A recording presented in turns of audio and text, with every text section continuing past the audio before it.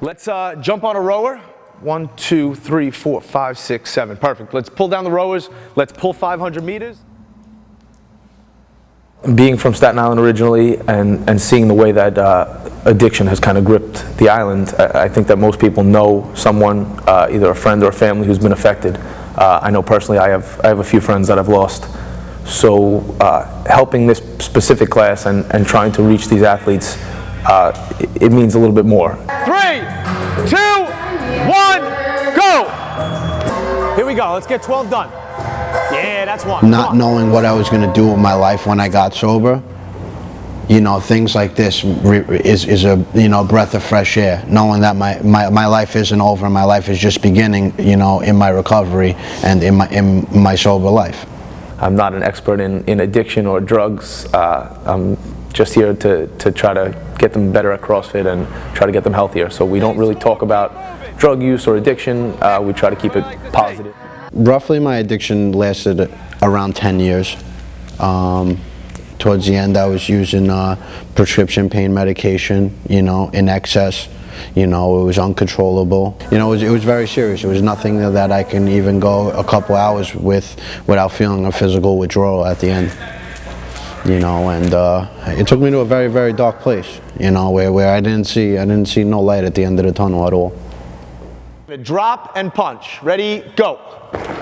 Good. You talk to anybody who does CrossFit and they'll tell you that it becomes almost cultish in its popularity, because you come to this place and you meet this group of people who are all like-minded and all trying to get better. I think that with the people in recovery, it almost acts as like a 12-step meeting that they go to. Through my addiction, I was an extremist, and it brought me to my knees and to places where I don't like to talk about. But I know now that my extremeness can go into positive actions. You know, and that's what I try to do, whether it's here for an hour or throughout my day. You know, just try to stay positive. What I didn't realize is that they were coming in here, a lot of them still smokers, and a lot of them haven't done anything physical in a long time.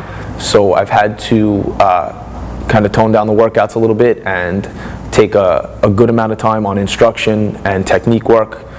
We try to learn a skill every week, as well as doing a workout every week. As tired as I was for the rest of the night and feeling sore the next day, I felt accomplished, you know, and I felt, you know, I felt I felt a good feeling that I always talked about, that I feel like addicts that are in recovery really need to feel, like accomplished, feel like they fulfilled their day with positive actions. And you know, with my friends alongside of me was a huge like energy booster, them cheering me on, just the teamwork, the camaraderie. CrossFit is measurable. So in CrossFit, after we finish a workout, we write down our scores, we write down our weights. And what we find is that people get hooked on the results. They're constantly striving for better weights, faster times.